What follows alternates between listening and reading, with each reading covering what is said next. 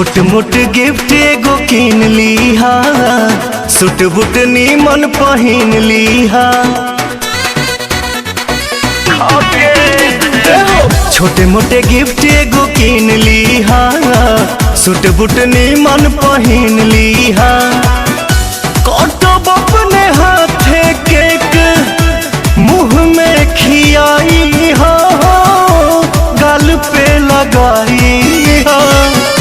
मनतावे birthday 18वां घरवा, जान हो जरूर आई हा तो खाके जाई हा।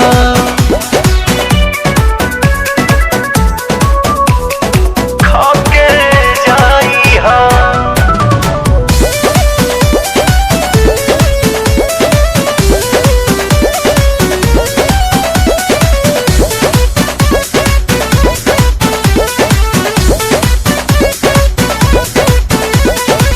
भाभी के फुसिलौले हे बानी, फ्रेंड हवा बतौले हे बानी।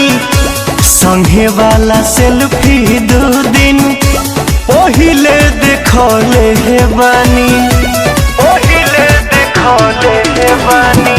भाभी के फुसिलौले हे बानी, फ्रेंड हवा बतौले हे बानी। संगे वाला सेल्फी 2 दिन पहिले देखवले बानी। इलल बर्थडे चांस तारमांस को के जाई हो, जानी तू लजाई हो।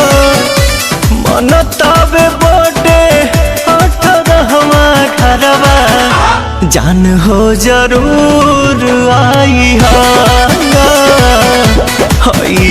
तो खाके जाई हा।